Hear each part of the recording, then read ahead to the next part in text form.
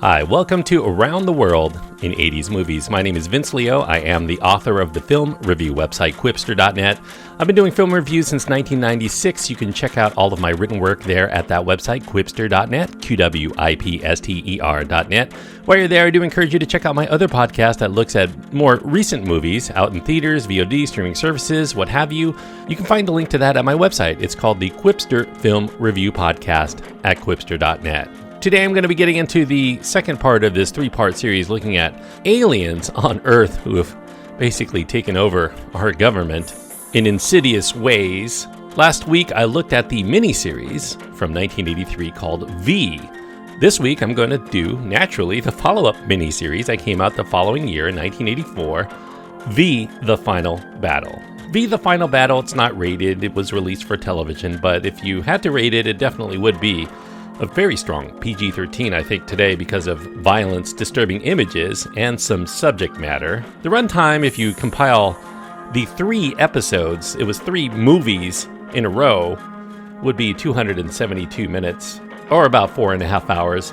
Marc Singer, Jane Badler, and Faye Grant are the main stars. Michael Durrell, Blair Tefkin, Michael Ironside, David Packer, Robert Englund, and a whole lot more. I'm not going to go into the entire cast because it is a sprawling property with dozens and dozens of speaking parts. Richard T. Heffron gets the director's chair this time out, and the screenplay credited to Craig Buck, Diane Frolov, Peggy Goldman, Brian Taggart, Harry Longstreet, and Renee Longstreet. Now, when the V miniseries aired in 1983, some viewers did feel a bit cheated. It did have an open ending, and there was nothing in the foreseeable horizon on the TV schedule that was going to conclude it. So, luckily, V was a huge enough hit that NBC eagerly anticipated bringing more V to the small screen. But, how did they want to continue? Now, the obvious solution would be to do a weekly series for the 1983 to 84 season, which V creator Kenneth Johnson had already anticipated might happen. He had commissioned Harry and Renee Longstreet to revise his spec scripts for the first 2 episodes of this possible continuation in a weekly serial form. But Johnson was dissatisfied with the budget and the time constraints that were levied upon that, so he told his friend, NBC president Brandon Tartikoff, that they really weren't going to have enough money to do V justice on a weekly schedule. So Johnson suggested instead doing this ongoing series of 2-hour movies, maybe a new one every 4 to 6 weeks or maybe a couple a year.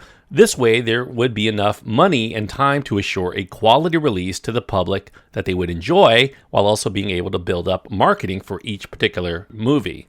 Tartikoff did not think that a periodic series of movies would sustain momentum on television. A weekly series built a reliable audience that planned their evenings around it. In the end, though, realizing that the miniseries cost over $3 million for each hour of programming, NBC shied away from giving the series a green light for the 1983 to 84 season. Even with reusing sets or costumes from the original miniseries, the cost per TV episode was estimated to average about $1.7 million. That made it, by far, at that time, the most expensive show on television. When fans asked NBC why there was no V on their fall schedule, the network claimed publicly that they had polled viewers and they found little appetite for a regular show, but very few people really believed that excuse, given that the miniseries was one of third-place NBC's few indisputable successes, with a reported 55 million viewers tuning in. Now, Tartikoff wanted one more test of audience interest, and he also wanted to generate further momentum leading into a possible series for the 1984 to 85 season. So NBC asked Kenneth Johnson for a sequel miniseries instead, a 3-part story tying up the plot threads of V for release in May of 1984, basically a year, almost to the day from the previous miniseries in the important May sweeps period. Johnson called the principal actors from V. He asked them what they'd like their characters to do in the follow-up. And so he took some of those ideas, as well as ideas of his own. He hired 3 writers, Craig Buck, Peggy Goldman, and Diane Frolov, to help him build off of the earlier Longstreet scripts to make an all-new miniseries. Johnson felt that this new V script, when it was all said and done, was better than the original. He compared it to Leo Tolstoy's War and Peace inspired by a lot of anecdotes that he had researched on the French resistance during World War II. Titled at that time, V, The Conclusion, we discover what happens to the teenage Robin Maxwell's pregnancy with an alien reptile, Mike Donovan's quest to find his kidnapped son, and the Resistance's battle to expose the visitors to the public as an evil force draining us of our water and using us for food. Now, Tartikoff, when he read it, he loved the script, but Warner Brothers, who controlled the television rights, were less than enamored. This seemed a costly and time-consuming production, and they wanted to get something out there cheaply and quickly so they could work on this series deal that they were offered to continue V on television. Warner felt that audiences tuned in for action, not social commentary. Warner had done a miniseries in the past about people living in the Warsaw Ghetto, and few people tuned in, and this story was, to them, similarly dark and grim. So Johnson felt it was important to maintain the allegorical message warning of fascism in America, while the suits at Warner really only cared about simple action-adventure genre filmmaking here. So Warner demanded changes to reduce the philosophical tone that Kenneth Johnson was putting into this miniseries. They wanted to minimize the costs as well and to broaden the appeal to bigger audiences. Johnson realized that Warner was never going to make the sequel his way, so he left working with the studio altogether, and that shocked him because he was walking away not only from his lucrative project, but also $500,000 of guaranteed money for the Blind series commitment. For the producer role, Warner replaced Johnson with the producers of Cujo, the film adaptation of the Stephen King novel, Daniel Blatt and Robert Singer. Now, Blatt claimed that he would emphasize the human aspects of these characters much more, and that's kind of publicity speak for keeping effects costs down by making it more of a soap opera with occasional shootouts. They also hired screenwriter Brian Taggart to retool the script over the next 6 weeks, changing events and characters more to Warner's satisfaction. Now, NBC, the network that was going to be showing this, though, was unhappy that the original's thematic relevance was being jettisoned here for purely bubblegum entertainment, so they ordered Warner to work some of that stuff back in. However, they were running out of time before the shoot was going to begin, and so it became basically a slipshod effort. By this point, Kenneth Johnson didn't even want his name attached to what they were going to do with his series, even though major elements of his original script were still part of the final product. He retained his created by credit, but for the screen story, he replaced his name with a pseudonym, Lillian Weezer. And Craig Buck, one of the other writers, he decided to credit himself with his middle name, Faustus. Now, for the final script, as it appears on the screen, the resistance, the human resistance, is fending off the pressing alien visitors. These visitors are continuing to fool the people of Earth by controlling the media. They are depleting the Earth of precious water, and they're also rounding up humans for food. The resistance scientists do hope that they're going to find a weakness in the overpowering visitor defenses that will help them turn the tide of the war. However, the visitors still manage to gain the upper hand, especially when they capture resistance leader Juliet Parrish, who the scheming Diana, one of the leaders within the visitor forces, tries to break her with intense conversion techniques. Meanwhile, Robin Maxwell, dealing with her pregnancy from the lizard-like aliens, is horrified at what kind of baby she will have. I'm not going to get into anything else beyond that, although some of what I'm going to be talking about will have some mild spoilers. Now, shortly before its release, NBC changed the title from V the Conclusion to V the Final Battle, and that's because they felt that the Final Battle really grabbed viewers much more than the conclusion.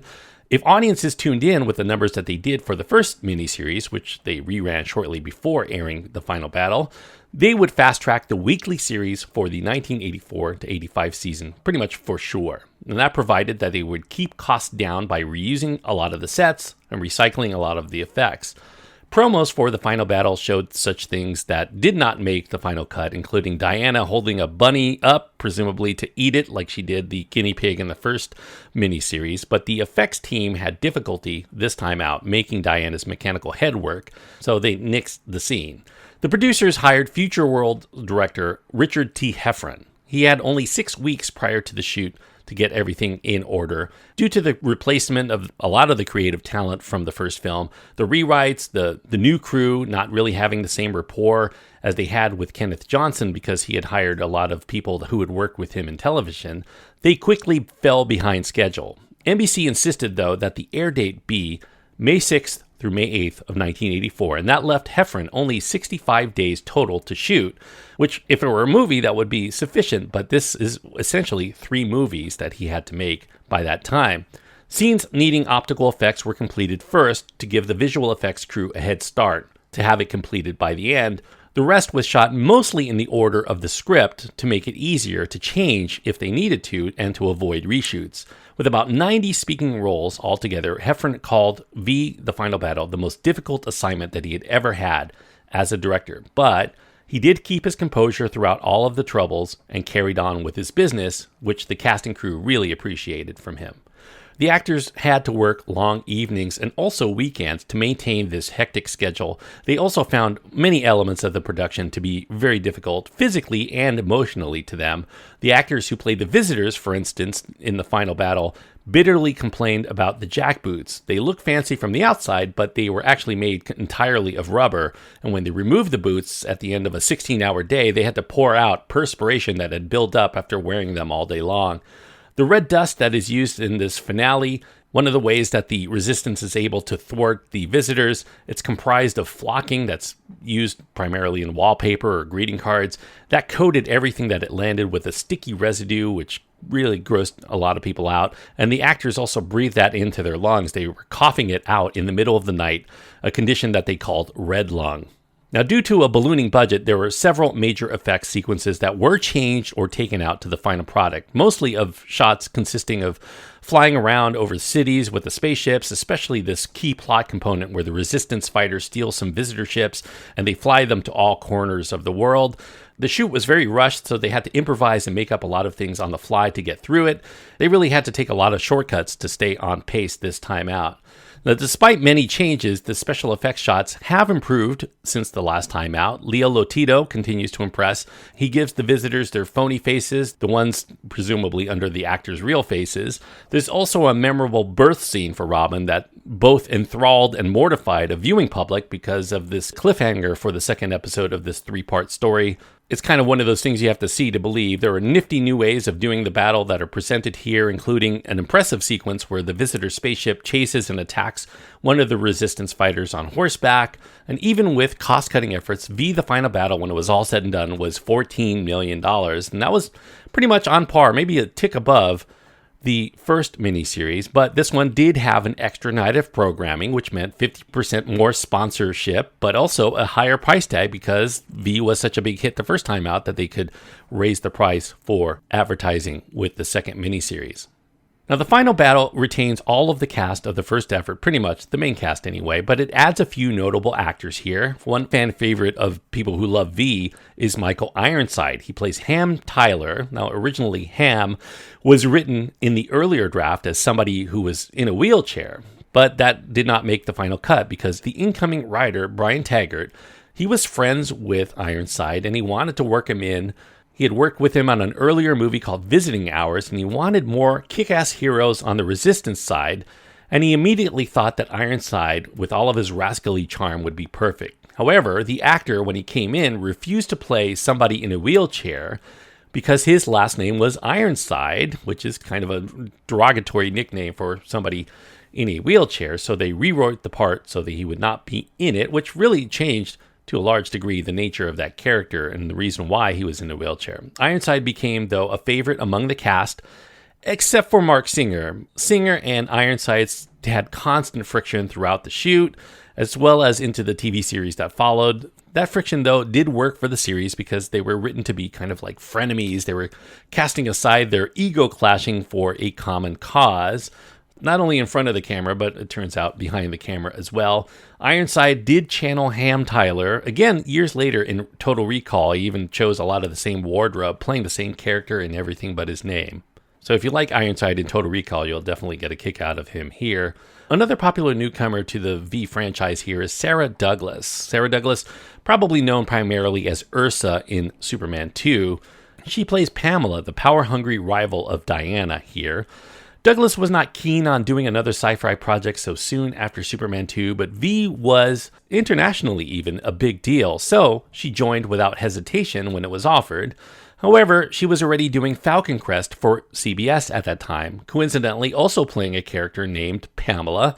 The producers of The Final Battle, though, worked it out with the producers of Falcon Crest, so Douglas would shuttle back and forth between the sets on a determined schedule. Douglas wore a short nylon wig throughout The Final Battle to differentiate her look, not only from Falcon Crest, but also from fellow brunette Jane Badler. Somebody thought that the chemistry between Badler and Douglas was so good in The Final Battle that they developed a TV pilot for them to work together again on another series shortly after. They were intending to play twins, although Douglas is several inches taller than Badler, and she also has British accent, so how they were going to work that in was kind of curious, but there were too many conflicts with Falcon Crest as far as her schedule, and that did not allow her to do this series with Badler. So Douglas did work together, though, with Marc Singer in 1991's Beastmaster 2. Although Kenneth Johnson disowns The Final Battle as not really living up to his standards or honoring his original vision, it does remain for many viewers and many fans of V an enjoyable entry. I think the biggest knock on The Final Battle is that it could have easily been 2 movies instead of 3. Many sequences in this miniseries go on really long, longer than necessary, particularly in the conversion chamber sequence involving Juliet and Diana. That seems to go on for a while. And those sequences were extended by Warner Brothers. They actually removed scenes where Juliet and Robert Maxwell delve deep into scientific explanations as to what's going on, as well as a lot of the character justifications for their actions. We never do learn, even though it was shot, we don't learn why Willie, which was Robert Englund's amiable visitor character, is willing to help the resistance. They cut out those scenes, as well as the intended religious subtext of the priest taking the Star Child, the half-breed, to Diana in the climax. While this is not as noble as the original miniseries, Blatt and Singer, I do think they get a bit of a bum rap for their effort here. This really is not all action, no substance as far as miniseries go. There are some weighty issues that are still presented, including abortion and manipulation of the media and the nuclear annihilation. They are very potently presented here, but what's missing to a large extent is a lot of the subtext regarding fascism. It was re-injected into the screenplay at the last minute, and they had a half-hearted adherence to it by the time they edited the final film. Now, Kenneth Johnson claims to have never watched any of the V material that was made after his original miniseries. He said it would be too painful to endure. The metaphor he used was like having your baby raised by a foster family that you didn't trust. He did catch about 30 seconds while he was flipping around television of a scene from The Final Battle where the priest gives Diana a Bible and then she ends up killing him. Now, in Johnson's version, that scene was in there, but the priest was to be a young and very earnest man who moves Diana with his religious teaching, and that conflicts her. But in the final film, he's just this older, stereotypical priest, and there was no nuance to the sequence here, and there was not a pang of guilt to Diana's evil in the end. It was very much just straightforward without a lot of explanation, and it left it up to your imagination as to what was really going on there, because honestly, you really don't have any idea why he brings the Star Child directly to Diana. Unfortunately, that explanation was cut out. The new version also changed the ending, where the rapidly aging human-lizard hybrid known as Elizabeth is able to harness mystical powers, neither of her species remotely possess, to save the mothership from self-destructing, something that Johnson did not have in his original story, and it has no thematic relevance to the fascism premise. Johnson's ending featured Diana and Elizabeth escaping in a shuttle to another mothership while Martin, the fifth column visitor, sacrifices himself, pulling the self-destructing mothership into space as Mike and Juliet escape in a shuttle, deciding to go to the second mothership because it was leaving Earth, with many of the humans still on board. The ending remains open-ended after an additional change where Frank Ashmore's character Martin, originally scripted to die in a nuclear explosion, instead drives the ship away from Earth, presumably to appear again in the weekly series. Joe Harnell's music here from the first miniseries is replaced by Barry Dervorzen and Joseph Conlon, although they only did the score for Part 1 and some of Part 2. Halfway through the scoring, Dennis McCarthy was hired to finish Part 2 as well as all of Part 3, except for the intro and the closing credits. And he was brought in halfway because they thought that Dervorzen and Conlon did not provide the right tone that they were looking for. Some of McCarthy's compositions were recycled also for the V television series that came a few months later, as well as some episodes of Star Trek: The Next Generation, which he scored. a couple of years later. Now, some additional fun trivia here that I really couldn't work into the body of this review. But one thing, the director, Richard Heffron, he had to continuously tell Faye Grant, who was very enthusiastic while she was doing action sequences, not to actually utter the words bang, bang, when she pretended to shoot a gun. They didn't want her saying anything, and to just shoot the gun and they would add the sound effects later.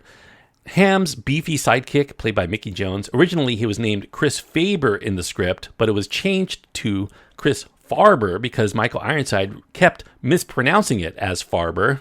Even though it was scripted that way, they basically say that's one of his aliases. Many years later, George Clooney played a prank on the set of ER during a childbirth sequence. He brought out one of the prop lizard alien babies that were created for the final battle instead of the dummy baby. And when the actress playing the mother saw this, she shrieked at the top of her lungs in absolute horror. One of the many ways they stayed loose on the set of ER. Now, V competed against another lavish miniseries on ABC called The Last Days of Pompeii, and it narrowly bested it. It rated just slightly less than the first V miniseries in terms of total viewers, but given that there were 55 million viewers for the first one, if it only got 50 million for this one, it still was a smashing success ratings-wise. Still, its divorce from Kenneth Johnson's original vision did leave Warner and NBC without a very clear or compelling direction heading into that TV series.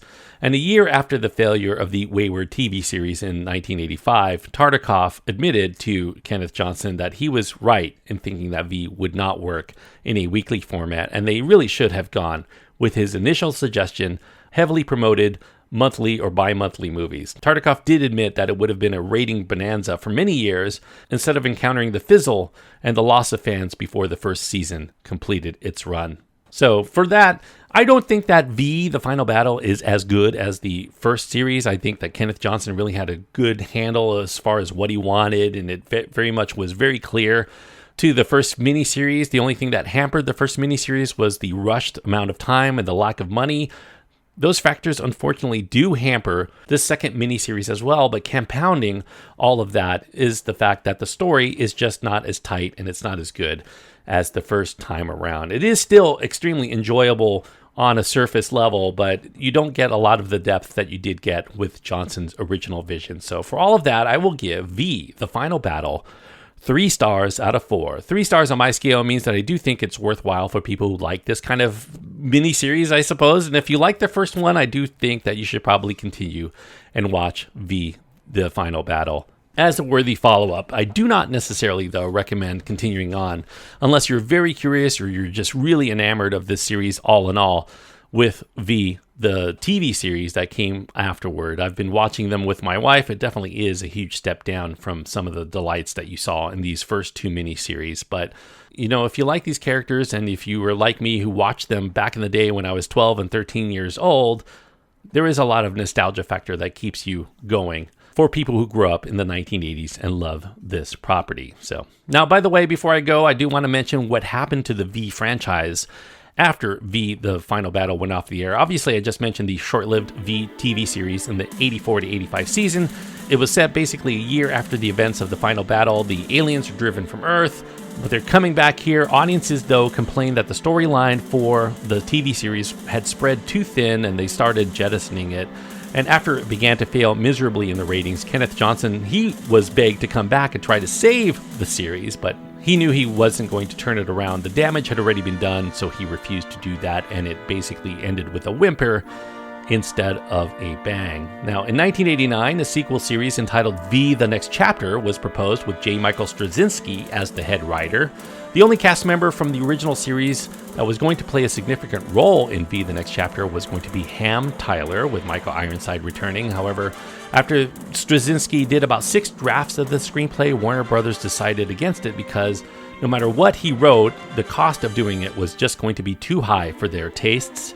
In 1991, Kenneth Johnson came back. He talked about a conclusion to his original miniseries. He was hoping to get a lot of that original cast back on board. Marc Singer, though, was busy at the time with the Beastmaster sequel, and it remained in development hell for over a decade after that.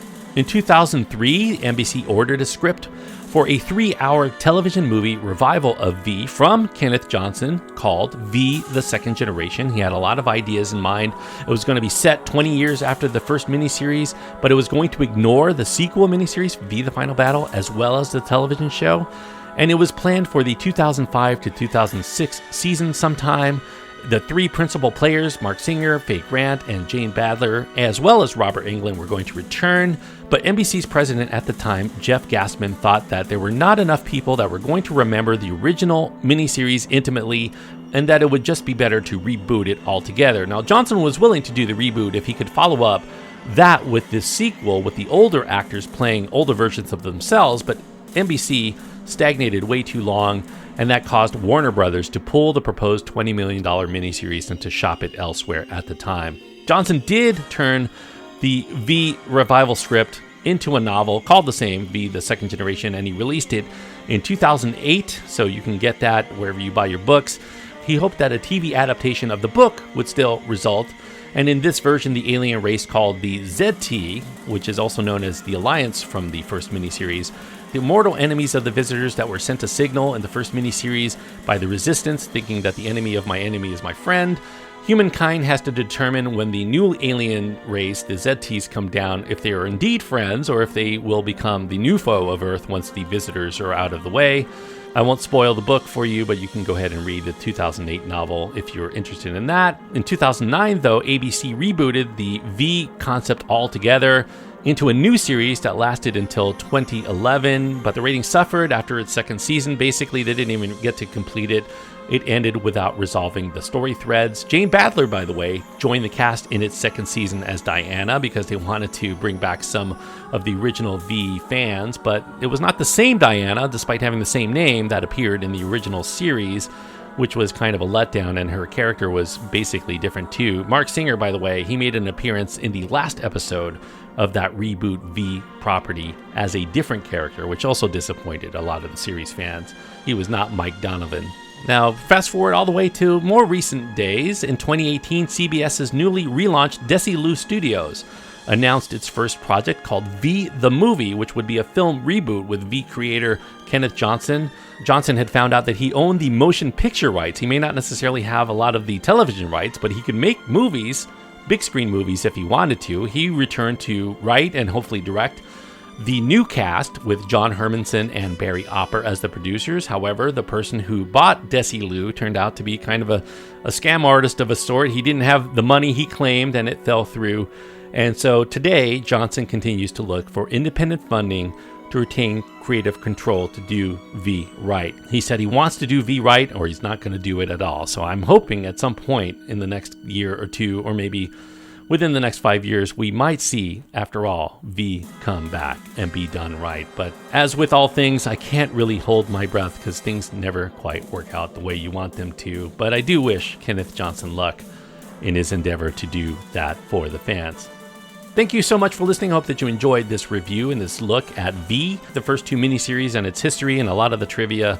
And I hope that you enjoyed it along with me experiencing it all over again. I really loved V when I was a teenager. I had not seen it since, and it was a great kick to revisit all of those memories yet again with my family watching as well. So anyway, for next week, I'm going to be continuing on with this look at aliens who are subversively controlling us through the government and other means, with a film that kind of echoes a lot of what we saw here in these 2 miniseries. But this time it's from the mind of John Carpenter with his 1988 film called They Live. So for next week, watch They Live, another really fun movie to watch.